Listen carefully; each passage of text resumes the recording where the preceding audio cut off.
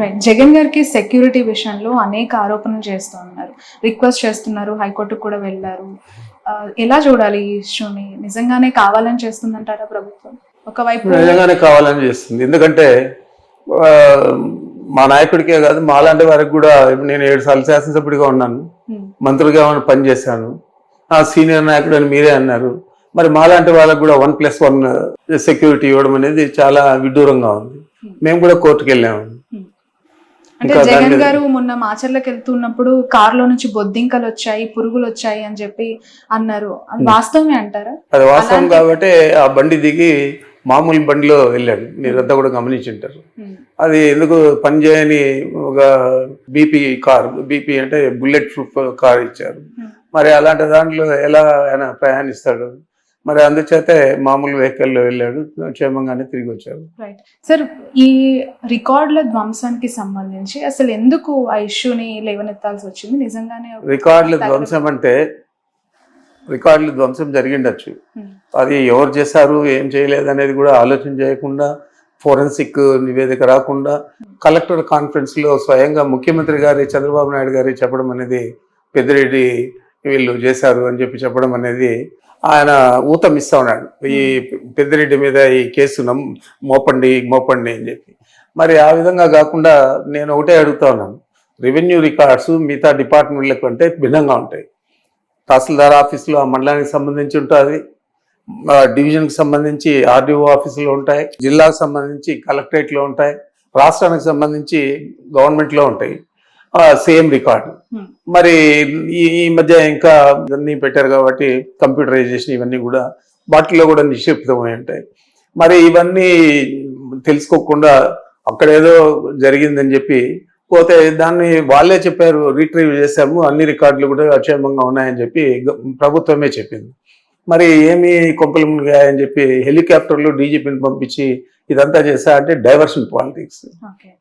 Right sir, మీరు చిత్తూరు జిల్లాకు చెందిన నాయకులు నిజంగానే టీటీడీని నిర్లక్ష్యం చేశారా? గత ప్రభుత్వ హయాంలో అనేక అవినీతి అక్రమాలు జరిగాయి. చివరికి స్వామివారి ఒక వజ్రపు ఉంగరం కూడా ఒక జడ్జికి గిఫ్ట్గా జగన్ ఇచ్చారు అనే వార్త చాలా సంచలనం కలిగించింది. అలాంటి దుశ్చర్యకు ఎప్పుడు కూడా జగన్మోహన్ రెడ్డి గారు పాల్పడాడు. వారికి క్రిస్టియానిటీ మీద ఎంత ప్రేమ ఉందో అంతే ప్రేమ హిందూయిజం మీద కూడా ఉంది. హిందూయిజాన్ని గౌరవించేది కాదు, ఆయనకు భక్తి ఉంది. దేవాలయాలన్నీ కూడా సందర్శిస్తాడు, స్వాములందరినీ కూడా పీఠాధిపతులందరూ కూడా కలుస్తాడు. అదే కాకుండా మీరు చూశారు, సుందరీకరణ పేరుతో అనేక దేవాలయాలన్నీ నేలమట్టం చేస్తే విజయవాడ పట్టణంలో అవన్నీ కూడా పునర్నిర్మించిన ఘనత జగన్మోహన్ రెడ్డి గారు. ఓకే, ఎమ్మెల్సీగా బొత్సగా నిలబెట్టారు. ఎలా ఉంటుంది సార్? ఉన్నారు ఎందుకంటే ఎలక్షన్స్ చాలా జరిగి కొన్ని రోజులు, ఇంకా 3 నెలలు కూడా కంప్లీట్ చేసుకోలేదు. అయినా మాకు సంఖ్యాబలం ఎక్కువ ఉంది కాబట్టి తప్పకుండా బోచా గారు మంచి మెజారిటీతో గెలుస్తారు. పక్కా. ఎందుకంటే అక్కడ ఆల్మోస్ట్ మొన్న వచ్చిన రిజల్ట్ ఒకసారి అబ్జర్వ్ చేస్తే వైసీపీ చాలా గడ్డు పరిస్థితులు ఎదుర్కొంది. పర్వాలేదు, అయినా కూడా మాకు ఎంపీటీసీలు కానీ జెడ్పీటీసీలు కానీ కార్పొరేటర్లు కానీ సంఖ్యాబలం ఎక్కువ ఉంది కాబట్టి తప్పనిసరిగా మంచి మెజారిటీతో గెలుస్తారు. రైట్. వైసీపీ నుంచి కొంచెం పక్కన పెడితే సార్, మిమ్మల్ని ఒక క్వశ్చన్ అడుగుతాను పర్సనల్ గా. చాలా సీనియర్ లీడర్ గా మీ అబ్జర్వేషన్ ఏంటి? వస్తున్న నాయకులు చేరుతున్న పార్టీ జనసేనగా ఇప్పుడు మారిపోయింది, టీడీపీని ఆప్షన్ గా ఎంచుకోవట్లేదు అని చెప్పి కొంతమంది నాయకులు మాట్లాడుతూ ఉన్నారు. ఎందుకు జనసేన ఒక హ్యాపెనింగ్ పార్టీగా కనిపిస్తుంది అంటారు అలాంటి లీడర్స్ కి? ఆయన నాయకత్వం మీద అందరికీ కూడా గౌరవం ఉండొచ్చు.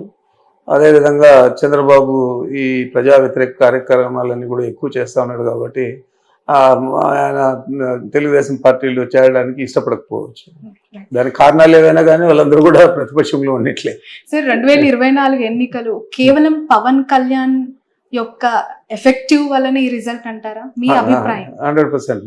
దాంట్లో పవన్ కళ్యాణ్ వల్లనే 100%. అటు వైసీపీ ఓటమి, అటు కూటమి గెలుపు. 100%.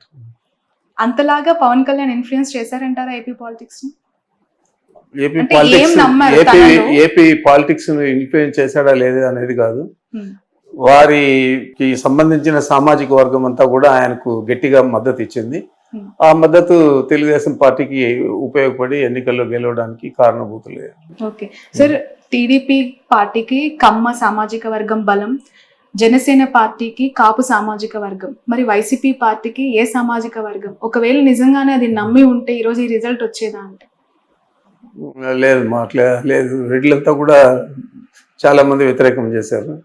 కారణాలు ఏవైనా కానీ రాబోయే రోజుల్లో మంచి ఫలితాలు వస్తాయని చెప్పి ఆశిస్తాను. రైట్.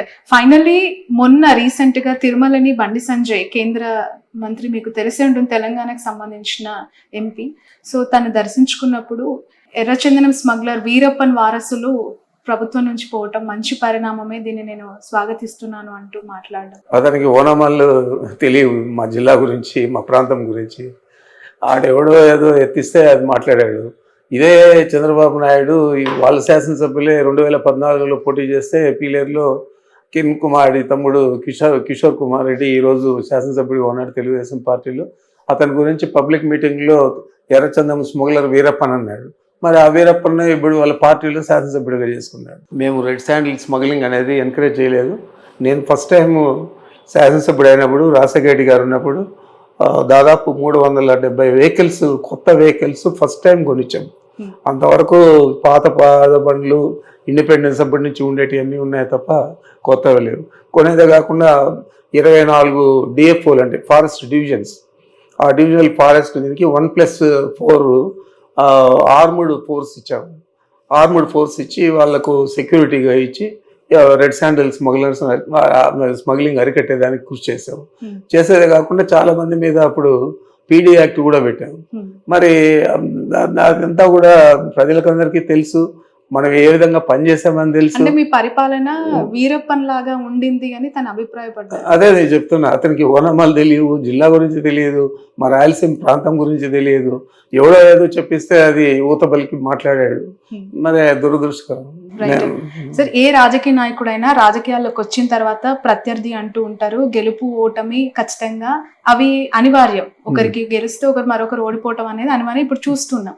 కానీ మీకు చంద్రబాబు నాయుడుకి మీరు చదువుకునే దశ నుంచే గొడవలు ఉన్నాయి అని, ఏంటి సార్ అసలు ఎందుకు కొట్టాల్సి వచ్చింది? ఇప్పటి వరకు ఆ కొట్టిన ఇష్యూని ఇంకా కంటిన్యూ చేస్తున్నారు అనేది జగన్ గారు చేసిన కమెంట్.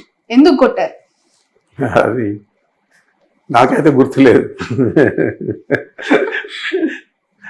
అది ఇప్పుడు స్టూడెంట్ డేస్లో ఎమోషన్స్, సంతోషం, కోపం అన్నీ ఉంటాయి.